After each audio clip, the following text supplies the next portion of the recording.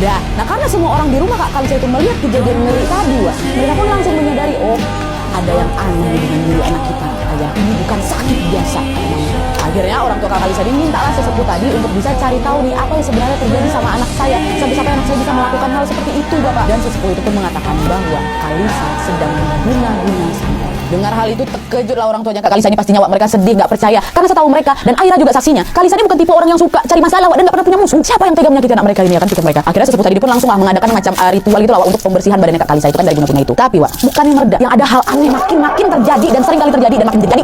Tuh, apalagi kejadiannya gini, Wak. Selama Aira dan mamanya menginap di rumah Kak Kalisa, hawa rumah Kak Kalisa itu panas sekali sampai berkeringat orang tua itu. Padahal suhu di luar malam itu dingin kali, Wak. Dan setiap malam menjelang dini hari, Aira ini selalu mendengar suara-suara aneh dari dapur, kayak dentingan gelas, kayak orang mau bikin atau mau ngaduk kopi itu anting ting ting ting, suka dengar. Nanti ada juga suara kayak ada yang lagi ngambil piring, terus suara keran air dinyalakan, dimatikan lagi dan lain-lain. Masih banyak lagi suara-suara di dapur itu. Awalnya Aira pikir, ini cuma perasaan aku aja nih. Tapi ternyata mama Aira juga dengar hal yang sama, Wak. Dan jika kali Aira sama mamanya mau ngecek ke sumber suara itu, ya nggak ada apa-apa. Dan hal-hal aneh ini terjadi, Wak, bukan karena rumah Kalisa ini berhantu atau mungkin memang biasa ada gangguan di rumahnya kayak gini kan. Enggak, tidak. Kejadian-kejadian aneh itu baru terjadi di rumah Kak Kalisa setelah Kak Kalisa balik lagi tinggal di rumah itu. Sebelum-sebelumnya nggak ada yang aneh di rumah ini, Wak. Ya, udahlah tuh ya. Gangguan masih terus berlanjut, Wak. Dan ini puncak ceritanya nih. Dengarin ya. Jadi keesokan malamnya setelah kejadian itu, untuk pertama kalinya dalam hidupnya si Aira, Aira ini melihat dengan mata kepala dia sendiri ada kuntilanak, Wak, yang sedang terbang dengan jarak sekitar 1 meter dari tanah. Nah, kuntilanak ini lagi mengitari rumahnya Kak Kalisa. Jadi waktu itu si Aira ini lihatnya dari jendela kaca yang ada di sebelahnya dia. Jadi kayak ada gorden gitu nggak terlalu ketutup gitu, Wak. Nengok dari situ. Nah, kuntilanak yang ditengok sama si Aira itu, Wak, mukanya jelas sekali dilihat sama si Aira. Mukanya warna merah, tapi mukanya rata, Wak. Nggak ada mata, nggak ada hidung, mulut juga nggak ada. Terus rambutnya acak-acakan, panjang menjuntai. Bajunya warna putih, lusuh kayak kena tanah gitu, Wak, kotor. Pokoknya seram kali lah. Nah, karena Aira ini takut, dia langsung bangunin mamanya.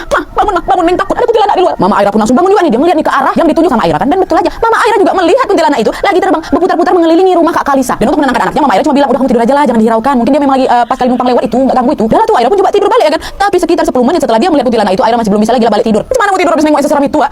Dan kalian tahu, tiba-tiba mulailah terdengar suara Kak Kalisa yang meraung-raung kayak suara harimau, Wak. Pas ditengok mata Kak Kalisa, mata udah merah, dia berteriak-teriak dengan suara rauman harimau. Kesurupan lagi Kak Kalisa. Nah, nengok itu semua Mama Aira dan seluruh orang yang ada di rumah itu langsung bangun lah. Dan mereka semua mencoba menyadarkan Kak Kalisa. Dan pada saat itu, Aira sama mamanya Kak Kalisa langsung mencoba memegang dan menahan tubuh Kak Kalisa. Dan saat itu, Wak, tiba-tiba mereka berdua dikejutkan hal yang tidak masuk nalar, yaitu mereka melihat kuku Kak Kalisa tiba-tiba muncul keluar memanjang berwarna hitam.